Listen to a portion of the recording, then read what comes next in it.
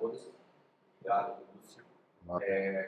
Começando com o doutor Lúcio sobre um dos assuntos principais, acredito eu, dessa entrevista, que é sobre a recuperação de Vinícius. Uma recuperação que em uma matéria específica, logo após a pancada que ele sofreu no joelho, Maceió, no CSA, sendo que o problema poderia acarretar no Vinícius fora até 4 meses.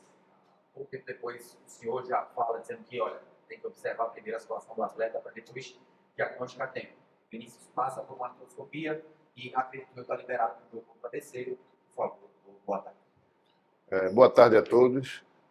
Na verdade, Vinícius ele foi acometido de um trauma no jogo com o CSA, como vocês falaram, e foi diagnosticado uma lesão do menisco medial, tá certo? Depois de a gente fazer o diagnóstico, a gente conversou bastante com o atleta, que, na verdade, tinham 3 opções de tratamento. Tá? O tratamento sem cirurgia, o tratamento cirúrgico, que é o que a gente indicou, tá? E podia ter 2 opções cirúrgicas. Uma seria você fazer a sutura do menisco e a outra seria a retirada do menisco, de parte do menisco. Seria uma menissectomia parcial.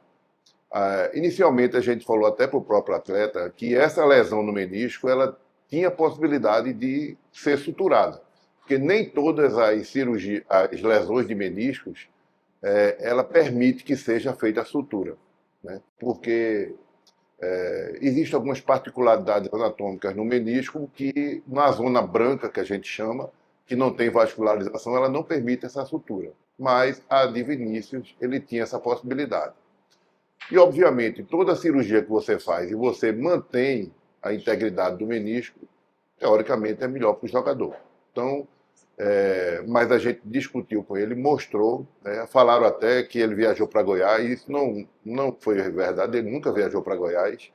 A gente discutiu muito com ele, ele estava assim, eu nunca operei, é a primeira vez que eu vou ser operado, então ele ficou meio inseguro mesmo, ficou meio temeroso com a cirurgia em si. Mas a gente discutiu bastante. Ele sabe que a lesão de menisco, quando a gente faz a sutura, existe uma possibilidade, né, de falhar. 20% a 30% dos pacientes ele evoluem mal e tem que fazer uma nova cirurgia. Então foi tudo explicado a ele. E ele optou pelo tratamento cirúrgico com a retirada de parte desse menisco, que obviamente mudava bastante o tempo de retorno dele. Se fizer a sutura, né, nesses casos, ele demoraria ao redor de 3 a 4 meses, e sem a sutura, ele demoraria 3 a 4 semanas, 5, ao redor disso. Isso daí foi uma coisa pensada e discutida bastante com o jogador. A gente sempre esteve junto com ele, né? Eu deixei ele aberto para discutir com algumas pessoas que ele conhecia. Então foi uma coisa combinada. Ele foi operado pelo médico do clube, né, Dr. Marcelo Larrazábal, entendeu? Então, e depois ele foi fazer o acompanhamento, ele pediu depois de 6 dias, já no 6º dia de pós-operatório ele viajou, e ele pediu para fazer a recuperação dele fora. A diretoria não se opôs, mas sempre a gente falando continuamente com um colega, né, fisioterapeuta de fora do estado. Então ele nunca ficou desamparado em momento nenhum, como foi divulgado. Isso daí eu acho que o melhor para vocês tirarem até essa dúvida seria conversar com o próprio atleta, né? Mas a gente sempre, desde o começo, tá? Não só desde o diagnóstico, depois do tratamento até a recuperação do atleta, sempre muito junto dele, né? E, graças a Deus, o retorno dele está perto de acontecer, porque foi tudo feito conforme o pré-estabelecido. Ô, doutor, eu vou com o doutor, depois a gente vai para esgotar esse assunto. Agora, sobre as contusões de músculo, porque é uma quantidade substancial, né? Você tem o João Maístro, que já está no levantamento do Paulo Sérgio, mais 3 clientes que o senhor ganhou, entre aspas, no sábado. Só que uma geral sobre esses 5 jogadores, prazo para esses jogadores, e por que isso tem acontecido? Claro que isso é médico, não é parte física, mas é muito trabalho que tem que ser intenso, tem que ser sujeito. Veja, a gente atribui, primeiro falando de uma maneira geral, a gente atribui a 2 motivos, né? Primeiro, a mudança de comissão, né, essa adaptação à maneira de treinar, a intensidade dos treinamentos, que realmente pegou uma fase de transição e até a pessoa chegar, né, a como é que se diz? A uma normalidade, vamos falar assim, passa por essas lesões, né? A gente também está passando por uma fase de muita chuva, campo muito molhado, e eu acho também que contribui, né, e contribuiu com isso. Então, a intensidade aliada ao campo pesado, né, a gente acha que são responsáveis por essa quantidade de lesões. Obviamente que isso daí incomoda a gente e a gente sempre busca o porquê, né? E a gente está vendo isso também paralelamente, a gente tem discutido, tem conversado com o pessoal da fisiologia. Aí o próprio professor Hélio disse que a intensidade é grande e ele prefere trabalhar no limite, né? E a gente tem que se adequar, né? E dar o apoio. Dia da lesão, o lado acometido.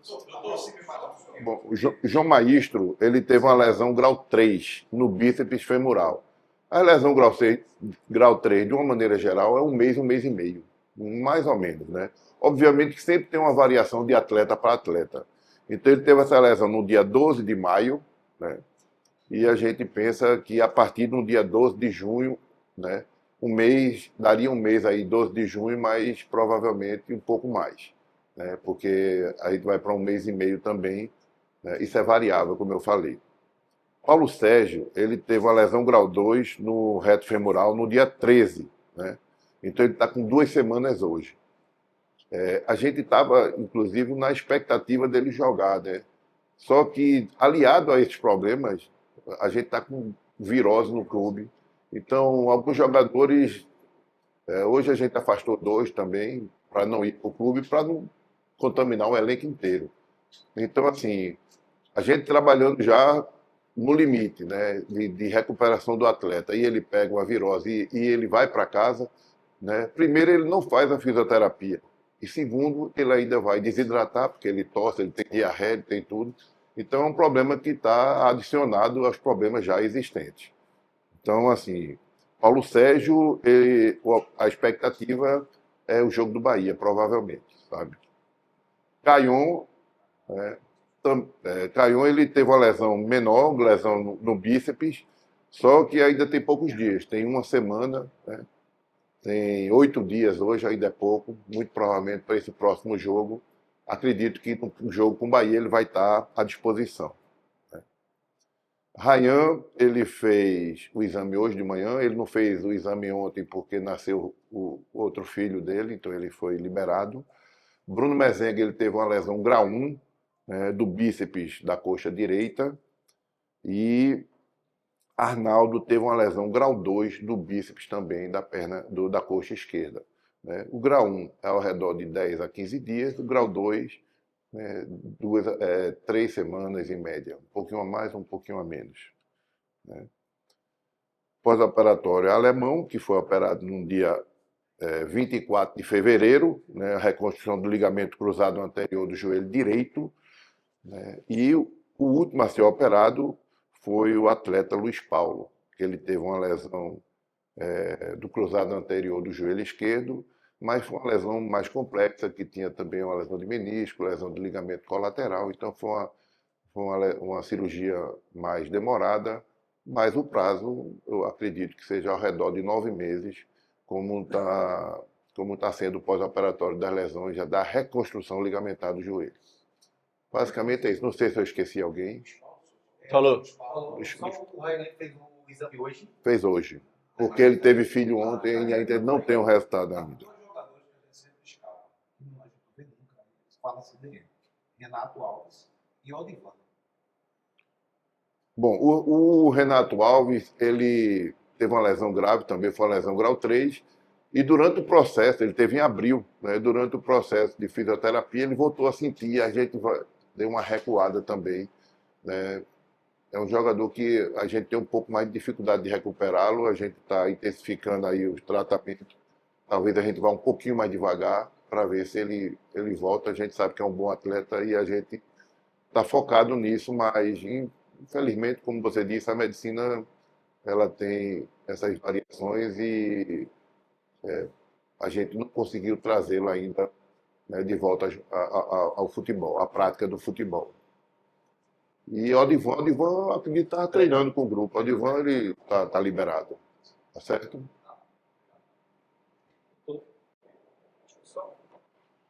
Oi. Doutor, boa tarde. Queria que o senhor comentasse, né? A gente sabe muito bem o estilo de trabalho de Hélio, ele faz questão de dizer o quanto que exige muito dos jogadores, que é sempre alta intensidade.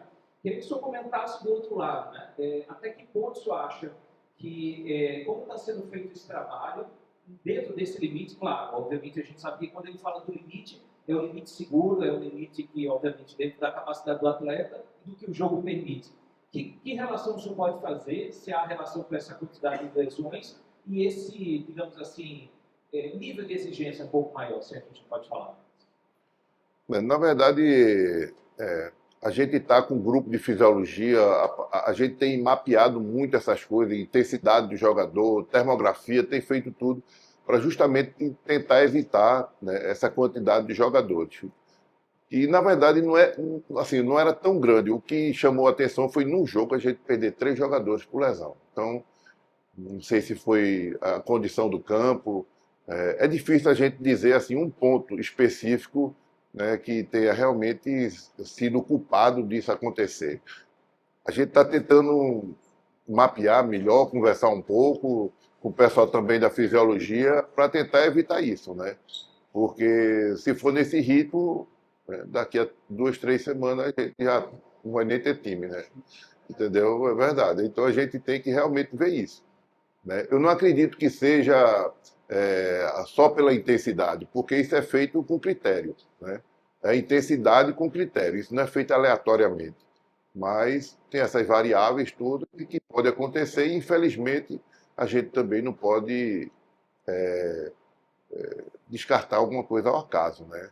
Mas apesar de que a gente sempre prefere não achar que foi por acaso, porque eu acho que a gente vai por um caminho errado se a gente faz isso. Mas é observar, é um tratamento, é um trabalho que é feito por várias pessoas, muitas pessoas envolvidas nesse processo, não é chegar e treinar com tudo, né? Isso é tudo muito bem avaliado diariamente, né? Através de testes, através da termografia, do secado e tudo. Então, é observar. Infelizmente, eu não tenho assim, uma resposta concreta para te dar nesse momento.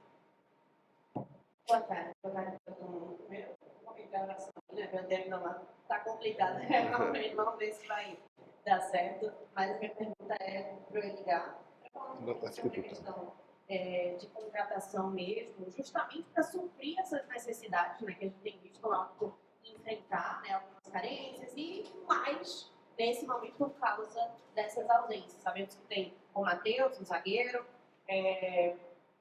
aumentou, né, deve ter ampliado essa busca pela lateral esquerda por causa do Luiz Paulo e as outras áreas também, né, que chamam a atenção e que vocês têm pensado e mapeado para trazer nessa nova jornada.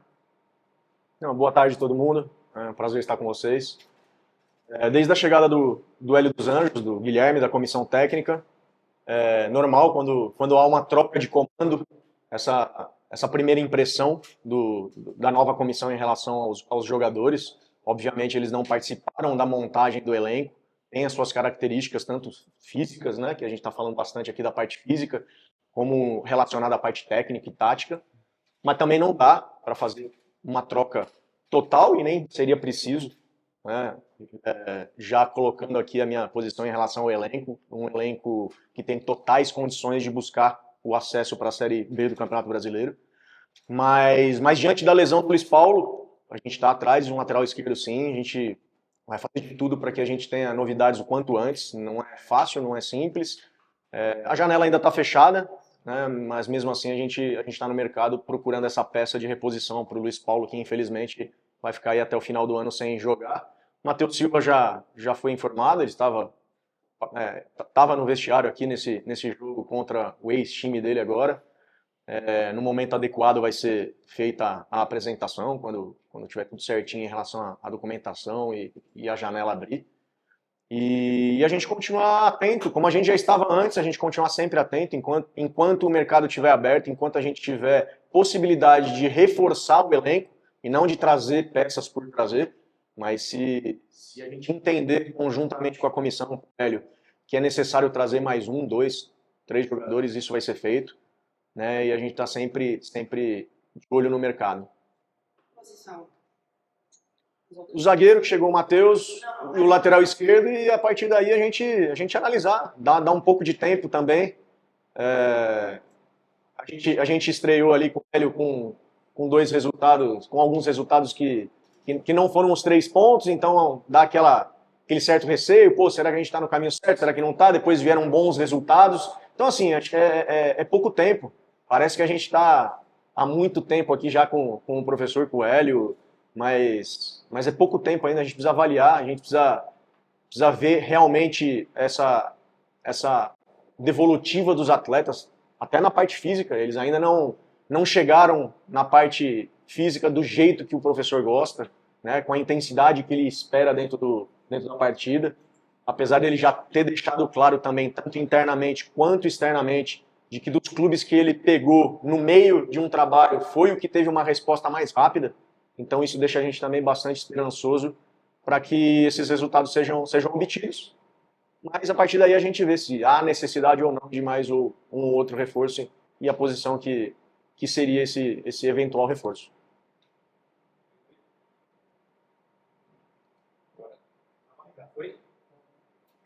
Foi agora. Edgar, boa tarde. Queria que você comentasse, porque é óbvio que toda vez quando está chegando o período de janela, há muita especulação, né? O nosso trabalho é procurar nomes e o de vocês é negar ou esconder. Enfim, claro que nomes provavelmente você não vai dar. Mas você poderia traçar pelo menos para a gente um perfil dentro de cada posição, qual é o tipo de jogador que o elenco carece ou um determinado perfil em determinada posição que vai agregar esse atual elenco náutico? Vou pedir licença para a gente ficar então no zagueiro, que já é uma realidade que chegou, e o lateral esquerdo, que a gente todo mundo sabe que a gente está atrás dessa posição pelo motivo da lesão, porque a partir daí a gente falar de outras posições, acho que a gente vai ficar um pouco vago essa discussão. O lateral esquerdo que possa entregar principalmente a parte física que o Hélio pede, um jogador com intensidade, um jogador de força, um jogador resistente, que consiga ali fazer o apoio, fazer o retorno na linha de 4 defensiva, que consiga jogar numa linha de 4 mais à frente, né? Igual ele gosta de colocar os seus times, né? Um jogador com uma boa minutagem, aí a gente fala, pô, mas como você vai trazer um jogador numa boa minutagem? Porque se ele estiver jogando, provavelmente você não vai trazer, né? Então a gente tem que ver ali esse histórico dele recente, né? Não necessariamente neste momento um atleta que esteja jogando, porque senão ele não viria, né? Mas alguém que tenha um histórico recente de bons trabalhos e boa minutagem de partidas disputadas. Então acho que o perfil do lateral esquerdo é esse. O zagueiro é um zagueiro que tem a confiança do Hélio. Trabalhou com ele, um jogador que foi monitorado quando a gente montou o elenco ali atrás. A gente avaliou junto com a antiga comissão, a gente olhou, naquele determinado momento a gente tinha que fazer uma opção por um zagueiro, né, e a gente fez uma outra opção, né, mas é um atleta que foi olhado, inclusive, por nós, e a partir do momento que o Hélio chegou e a gente já tinha a busca pelo zagueiro, ele falou, pô, o Matheus me agrada, tem um perfil que eu gosto, de liderança, de imposição física, então foi mais nessa linha aí a vinda do Matheus. Edgar, sobre a chegada de alguns reforços, o presidente tem falado de que está com limite financeiro. Né? O clube já não tem praticamente dinheiro para contratar, mas vai ter que fazer esse esforço. Passa também por algum tipo de saída, porque, claro, o departamento médico está cheio, mas tem alguns jogadores que nem departamento médico, nem campo. Então passa por isso aí a possibilidade de folgar um pouco mais essa folha, finalmente, para poder vocês repor.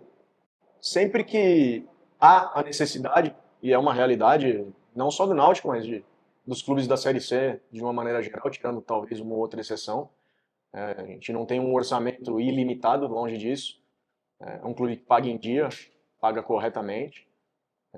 Desde que eu cheguei aqui e antes de eu chegar aqui, vocês sabem melhor do que eu, que tudo é cumprido pelo presidente, pela diretoria atual. Mas se houver essa necessidade e na chegada de reforços a gente tiver que fazer uma ou outra saída, ela vai ser feita. A gente tem que trabalhar na realidade do clube, né? A gente vai fazer a conversa que tiver que ser feita com um atleta que estiver nessa situação. Muitas vezes até o atleta mesmo, por falta de oportunidade, às vezes né, essa janela não é só o clube que vai atrás de reforços, né? O atleta que às vezes perde um pouco de espaço em determinada situação, com um determinado treinador, ele também procura ver outras opções. Então, é algo que pode acontecer e é algo que vai ser melhor para o clube, né? Se não houver um aumento no orçamento, é bom para todo mundo. Liga, boa tarde. São duas perguntas em uma e as duas meio que se chocam. A primeira delas bate muito no que já foi perguntado, se vocês já têm mais ou menos uma ideia da porcentagem a mais que vocês podem ir atrás do mercado, 10% da folha, 20% da folha, para incrementar em chegadas, né, em atletas contratados, e perfil de mercado que o Náutico está atrás. Essa janela que vai abrir agora é uma janela muito específica por conta do Super Mundial de Clubes, né, vai durar menos de 10 dias. A janela de julho já vai ser em reta final de Série D. Alguns clubes da Série D já eliminados, se desfazendo de alguns atletas interessantes. Como é que está sendo essa procura do Náutico agora, nessa janela de junho? É mais perfil Série B, Série C, e em julho Série D alguns destaques, ou está todo mundo no mesmo bolo? Não, você falou bem, a gente tem uma janela de exceção que vai durar muito pouco e as contratações elas vão acabar sendo pontuais, né? Elas vão ser pontuais, a chegada do Matheus, a chegada do lateral esquerdo, que são necessidades que o clube detectou.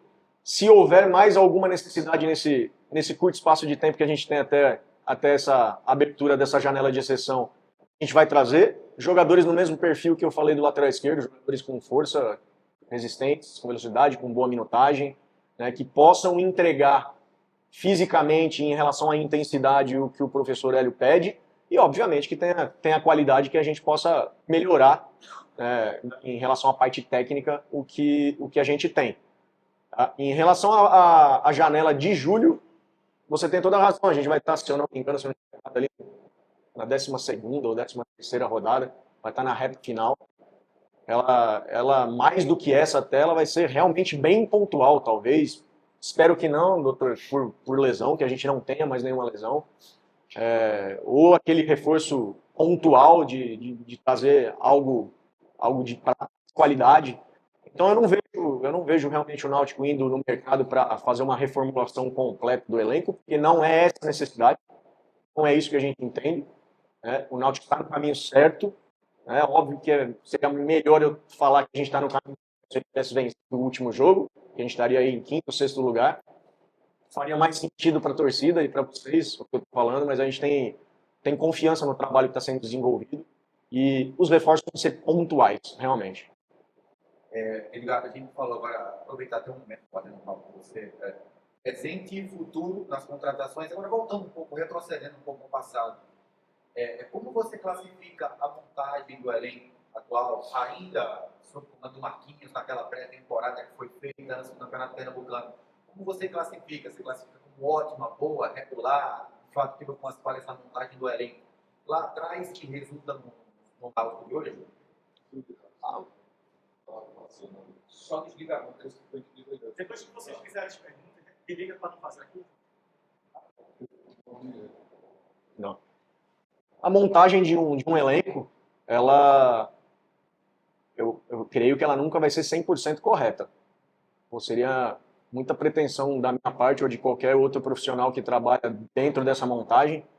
O executivo é uma peça importantíssima nessa montagem, mas ele não trabalha nela sozinho, apesar de ser o responsável direto por essas contratações. Mas eu vejo o Náutico contratando melhor, teve mais acertos do que erros. E as saídas, as reformulações que foram feitas, algumas saídas, já foram feitas algumas chegadas, algumas reposições, mostram que elas não foram muitas. Pô, mas hoje o Náutico está fora do G8, sim. Hoje o cenário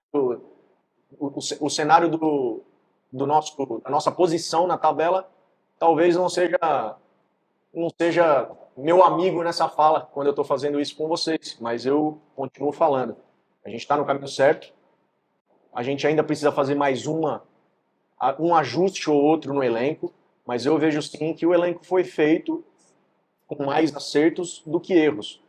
Obviamente, quando a gente tem a troca de comando e uma mudança no perfil, né, tanto da parte física, técnica, tática, de gestão, algumas peças passam a não fazer tanto sentido como fizeram ali atrás, mas aí cabe não só a comissão técnica nova fazer com que esses atletas se adequem a esse novo perfil, e se eles se adequarem, ótimo. Se não se adequarem, a gente vai fazer a troca que for necessária, mas eu vejo um elenco disposto, principalmente isso, disposto a entregar o que o professor Hélio quer. A gente vê jogadores no dia a dia comprometidos em atingir as metas, seja elas de que valência for, seja física, técnica.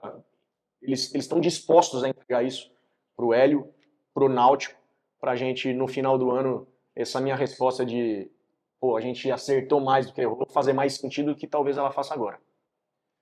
Ligado, que falar mais sobre a questão de relação, comunicação. Agora, a relação entre o clube, torcida, com a comunicação pela imprensa no meio, para tentar levar o que acontece aqui dentro para o torcedor que fica na rede social. Você acha que até então houve uma falha nisso? Porque muita coisa, agora a gente percebe que a coisa está caminhando de uma forma diferente. Mas há 3 meses atrás, qualquer tipo de informação aqui era ainda também cabe para a gente dizer que o Náutico era a Coreia do Norte do futebol do Pernambuco. Você tem uma ideia. Então, assim, era uma coisa muito difícil de a gente conseguir informação, não por culpa da assessoria, não, porque eles também não têm culpa nisso. A parte mesmo que está lá dentro. E isso está modificando, isso vai aproximar mais o clube da torcida num momento importante, que precisa de apoio de tudo isso. Vocês consideram que realmente estava tendo uma dificuldade na comunicação?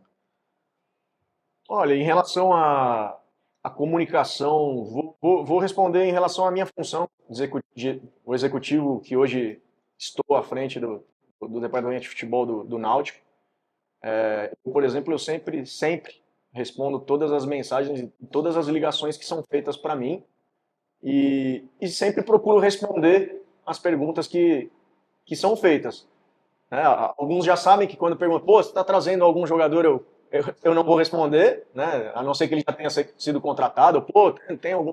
Cara, não é o meu perfil passar informações que ainda não são concretas, mas em relação a qualquer outro tipo de informação, eu particularmente sempre estive bastante aberto, né? Não só em relação ao contato por telefone ou todas as vezes que eu fui convidado para participar de conversas, de programas, eu sempre me coloquei à disposição e fui. O CT Wilson Campos também está aberto para a gente... Pô, posso ir lá, sentar lá e a gente bater um papo sobre náutico, sobre futebol? Com certeza, vai ser um prazer recebê-los. Então eu vejo que a informação é uma via de mão dupla, né? Acho que se ela for procurada ali da maneira correta, ela vai ser passada, assim. E essa relação com a torcida, o que a torcida fez ali na derrota para o São Paulo, e ela é ruim que a gente não ganhou e não classificou, mas por outro lado, você vê a torcida, o que ela apoiou naquela partida. A gente sabe que o Náutico vai ter muito mais chances de conquistar o acesso se a torcida tiver aquele comportamento. E a gente entende também, cara, que a torcida tá machucada, tá chateada, que é difícil muitas vezes ter aquele comportamento todo jogo, mas o que a gente pede pro torcedor é que acredite até o fim. O fim é lá no final do campeonato. O fim não é quando terminou o jogo da Ponte Preta, que se tiver que vaiar, tem que vaiar, se tiver que cobrar, tem que cobrar, mas o próximo jogo que a gente tenha esse apoio que a torcida vem trazendo e que ele seja cada vez maior, porque o Náutico só é o Náutico por conta da sua torcida.